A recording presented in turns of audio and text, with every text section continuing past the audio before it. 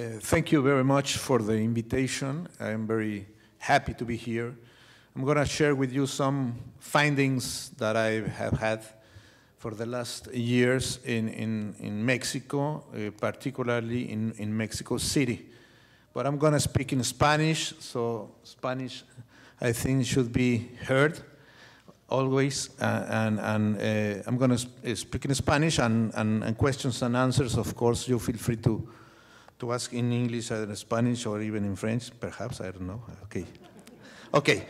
Lo que les voy a presentar en estos momentos es la manera en cómo podemos cuestionar esta idea de resiliencia y de vulnerabilidad, haciendo un análisis de las políticas públicas, pero no en términos de implementación, sino en términos de cómo se usa el conocimiento para que aparezcan o no los vulnerables, ¿sí?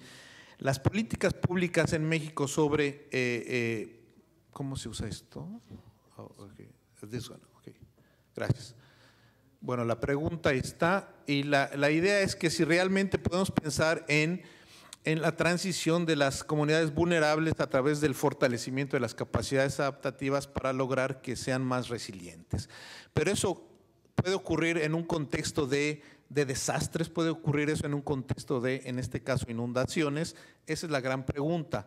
O inclusive cuestionarnos si el estado de resiliencia es el más deseable en aquellas ciudades o en aquellos países donde lo que pudiera entenderse como resiliencia es un estado de marginación o de alta vulnerabilidad. Es decir, queremos nosotros pensar en fortalecer la estructura social y las capacidades actuales de una comunidad, cuando en realidad tal vez esa comunidad está siendo muy vulnerable a los determinados shocks que puede enfrentar. Esa sería la pregunta. Y en ese sentido, rápidamente voy a pasar a hablar. Ok, perdón, sí, gracias. No voy a contestar de manera detallada estas preguntas, pero en la medida en que nosotros construimos conocimiento y enmarcamos los problemas, en esa medida pues vamos a pensar que las respuestas son las naturales o las más deseadas o las más adecuadas, ¿sí? Entonces, en este proceso de construcción social del riesgo de inundaciones, es importante revisar y explorar cómo se va construyendo el conocimiento, los valores de política pública, y si estos valores de política pública nos permiten dar cuenta de las vulnerabilidades de la gente. Es importante hablar de eso porque, por ejemplo, en México, que tenemos instituciones de política pública más o menos fuertes, a la hora de, por ejemplo, proveer protección civil o prevención de desastres, se está enmarcando solamente de una manera y no de otras que pueden ser otras formas de hacer que las vulnerabilidades aparezcan. Este es un ejemplo que estudié hace algún tiempo. Se inundó una comunidad de la periferia de la Ciudad de México con aguas negras y bueno, se rompió un canal y ahí tenemos simplemente el canal, la carretera de las comunidades en Valle de Chalco. Usando ese ejemplo, yo traté de ilustrar la construcción del conocimiento. Lo que vemos acá, que no sé, tal vez allá atrás no se pueda apreciar bien, lo que hice fue recuperar la historia ambiental de la producción de la vulnerabilidad en esa zona, con la intención de darnos cuenta que la vulnerabilidad a inundaciones no es un proceso nada más que ocurre en un tiempo muy reciente, sino que es respuesta o es resultado de todo un conjunto de factores y de procesos que van haciendo que las comunidades vayan siendo vulnerables en concretos espacios y tiempos. Por ejemplo, hay inundaciones en el año de 2000, una vez que ocurren fuertes lluvias y se rompe el canal, ¿sí?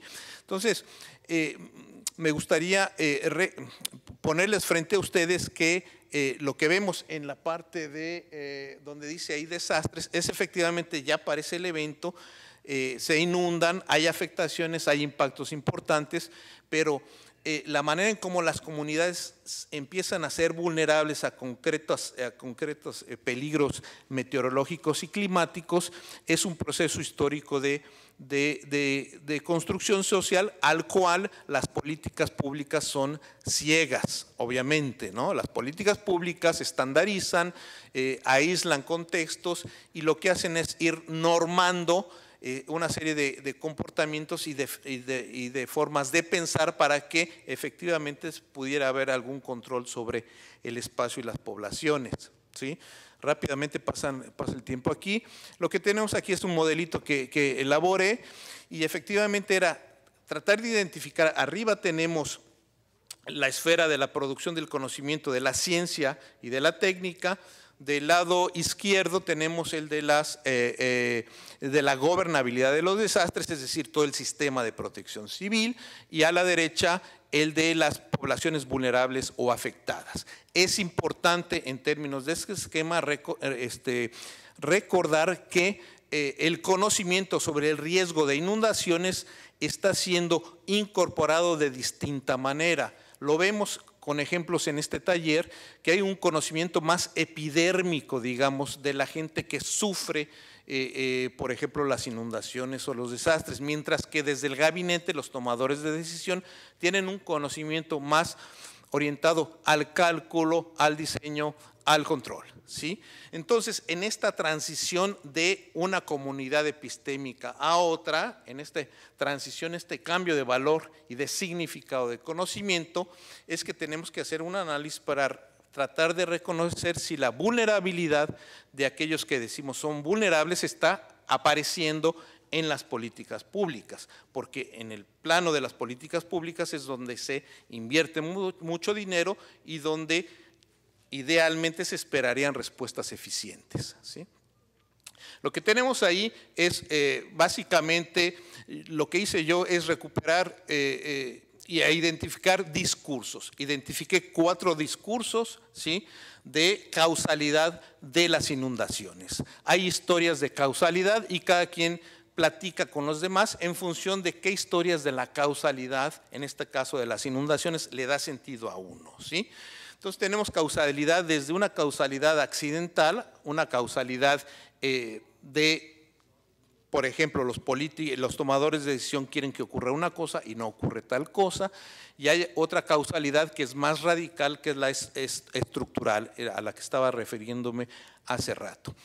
Y compiten estos discursos. Lo que yo encuentro es que hay tipos de conocimiento y formas de que las imágenes de los afectados, las imágenes de los potencialmente responsables, las imágenes de los tomadores de decisión aparecen de diferente manera. Y tenemos en la flecha a la derecha digamos, la causalidad estructural, que es un poco a la que estamos haciendo referencia en este taller. Queremos fortalecer las capacidades adaptativas al cambio climático o capacidades para enfrentar los shocks, ¿sí?, a través del incremento de la resiliencia, ¿sí? Y este incremento de la resiliencia tiene que ser visualizado y tiene que ser identificado en el plano de las políticas públicas. Pero es difícil, por ejemplo, para el caso de México, del sistema de prevención de desastres, porque es un conocimiento marginal, es un conocimiento, digamos, menos tecnologizado, es un conocimiento más local que no está siendo reincorporado para la reformulación de la política pública. Entonces, lo que tenemos ahí son un conjunto, yo puedo dejar ahí la presentación para que la tengan, un conjunto de elementos que caracterizan el discurso. Y entonces, cuando hablamos con gente, con tomadores de decisión por un lado, o con afectados, encontramos que hay trazas de discursos de uno en otro, pero lo más importante es que esos discursos van determinando prácticas, es decir, respuestas institucionales. Si pensamos que el desastre tiene que ver con que llovió mucho o con que no sirvió el sistema de drenaje, pues entonces la lógica respuesta sería una respuesta más de ingeniería hidráulica, ¿sí? Pero si pensamos que el desastre es producto de la progresión de la vulnerabilidad, cuando las poblaciones marginadas llegan a un lugar inseguro, entonces la respuesta tendría que ser en otro sentido, ¿sí?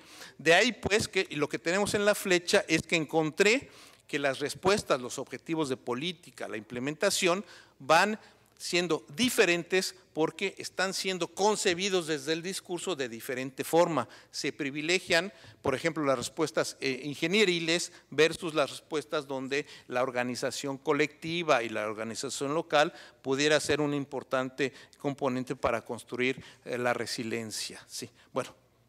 Esto era lo que les quería platicar. Entonces, la idea era tener este mapa discursivo y de respuestas para identificar y pensar si realmente la resiliencia de los que nos importan que sean resilientes se puede promover desde el nivel de las políticas públicas. ¿Sí? Gracias.